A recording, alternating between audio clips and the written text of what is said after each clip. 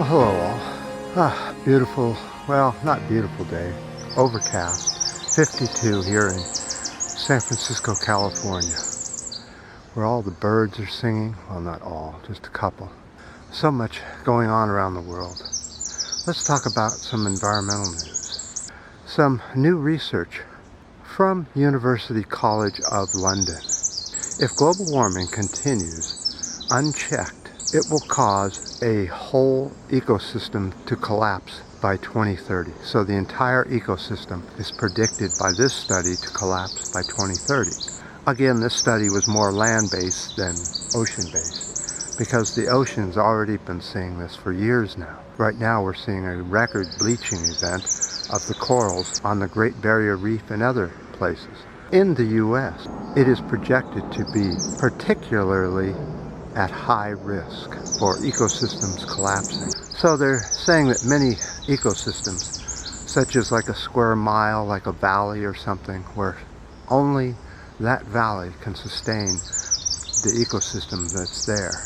And once the heat gets too high, and they have no place to go, so they end up dying of heat stroke. Think of that. Think of your hottest days that you've ever been through, and think of that as lasting for days, months, years even, and every year it gets a little worse until there's a day that you can't take it anymore, and your body, your heart will either quit or you'll just slowly die in your sleep or something. This research says that many species are already at their thermal maximum. You know what that means? That means that they're suffering as if it's the hottest day they've ever been through, day after day after day. That's what thermal maximum means. Isn't that awful? What a horrible thought. No air conditioning, nowhere you can get away from the heat. So they're saying that the collapse, once it gets here, it will have multiple species all collapsing at the same time. And then the reason they say that is because many researchers thought that global climate change would come on kind of slowly. But it's looking more and more it will be a catastrophic event in the future, not too distant future, where multiple species all die at the same time, which will make it very hard for other species to continue because they eat other species. The Earth saw this 65 million years ago with that huge extinction of the dinosaur age. Once the collapse starts, it can't stop because that there are other animals that eat the animals that are already extinct and have nothing else to eat. Think of that.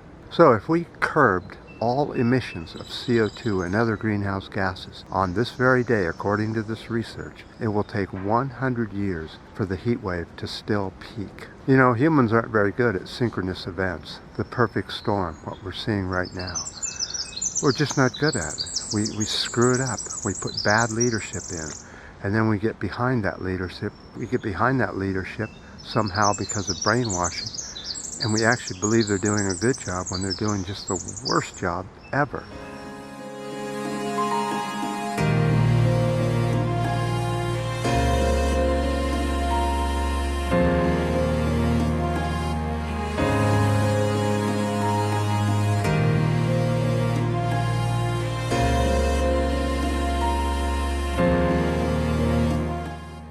Unfortunately, there's even more bad news. Here in the U.S., the Orange administration is going to open up 100 national wildlife refuges to hunting, fishing, and other activities that humans do. You know, he is planning on ruining all wildlife, all open space. It will all be used for humans, and there'll be nothing left anywhere, especially if he gets in another term. But that's a whole nother subject. But let's go over to some politics. You know, I've been in politics all my life. That's many, many years. And let me tell you, Bernie Sanders is sort of like the 70s politics. That's what it was like in the 70s and 60s, or late 60s, early 70s. It was like Bernie Sanders. That's what the politicians were mostly like. And people don't understand that if Bernie Sanders had gotten in, it would have been so much better than anything that's out there now. There's absolutely no hope whatsoever of doing anything for the environment through Biden. He's just not going to do it. He's going to follow what the Republicans tell him to do. He isn't smart enough up here to do anything else. He will do as he's told. He said today that he's ready to come on to Trump a little heavy and all this stuff, take on Trump. Yeah, That will be embarrassing to watch. To see how well the orange man is doing here in the U.S., we see that the unemployment rate is at a record 16.8 million people, and we haven't even started this thing. And the reason I say that there are many scientists that are projecting that the same thing that's happening in China. Now they're having a reoccurrence, another wave of this disease going through. You see, it's going to be wave after wave after wave. And they say that within 2 years we probably really will have a vaccine. But until then, this sheltering in place and dealing with this virus will be going on for 2 solid years. Can you imagine that? So we haven't even begun to deal with this yet. Now, the orange man has been told this over and over in his briefings, some televised, but he still insists that May 1st, we're going to open up the U.S.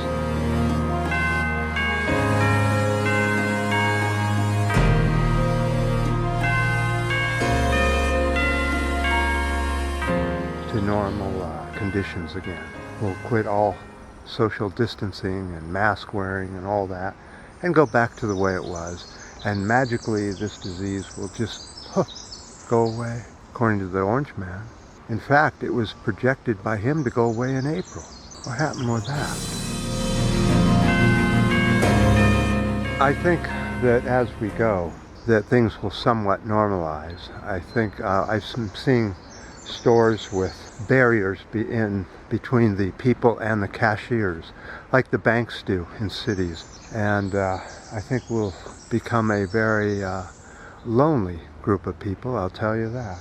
If you don't have a partner or anything. Life's going to get a little boring after 2 years of staying on lockdown. Now, how we're going to live, I suspect that's not the orange man's concern. I can see this in a few months becoming so bad. So the U.S. can only loan $4.5 trillion. Once they reach that point, that's it. That's all they can do. So since we've already given $4 trillion to the big corporations, millionaires and billionaires, and nothing to the small people, I guess we'll be fighting over little stimuluses like $200,000 and that kind of thing, where we'll each get $15 per month or something. The disconnect.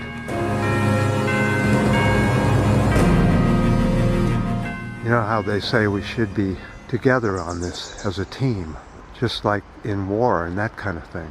But with the orange man, it's all about money. Him and some of the cronies in office have bought part of the company of Cora.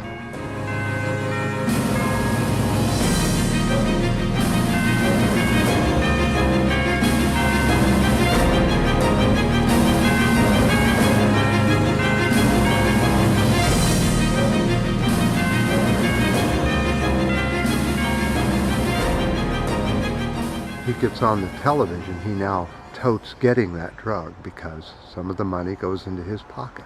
Unbelievable how everything's about money.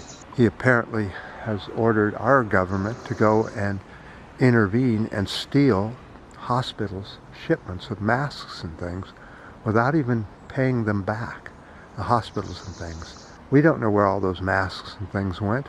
I suspect they went into a big warehouse that he uses for deal making with other countries. Some kind of horrible gang type mob activity. If we have ever not seen a perfect storm, this is it. And I see very little we can do about it. We would have to rise up somehow and throw this man out, the Orange administration, out on their ass. Put in a progressive, real, liberal group of people that are smart enough to deal with this issue. The people in office right now aren't doing it. They're not very smart. The only ones that are showing any kind of intelligence is China, Italy, and France, and a few other countries that are battling this disease the correct way.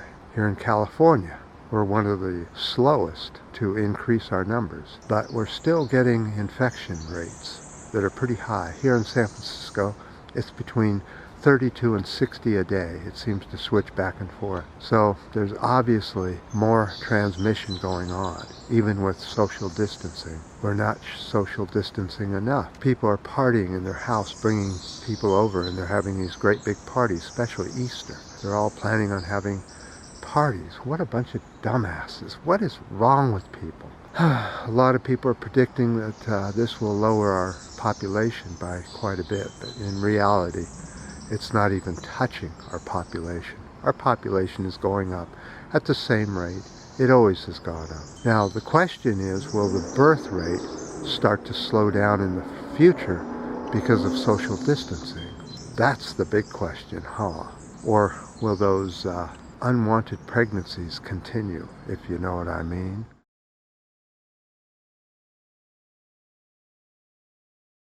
So a lot of people keep asking me, when am I going to get my live stream going? Well, the problem is, good old 1,000 subscribers.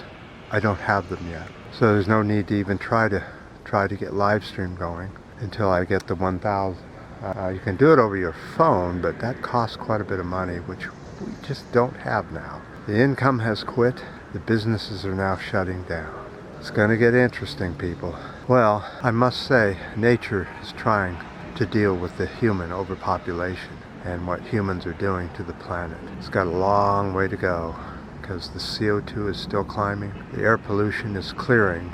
It's just spreading out. It's not condensed like it was when we were doing all that driving and commuting. But a lot of the factories, about 70% of all the factories around the world, are still belching out their air pollution, and there's still quite a bit of driving going on. So don't think that this is a fix for our environmental disaster.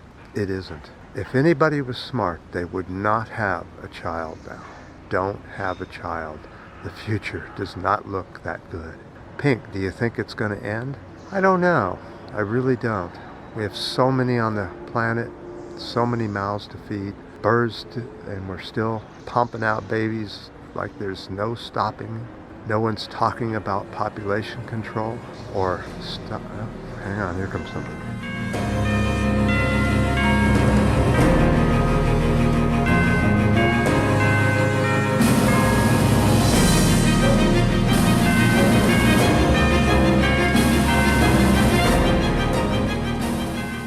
Well, I've been cooped up for 3 days. I couldn't do it anymore, so I had to get out.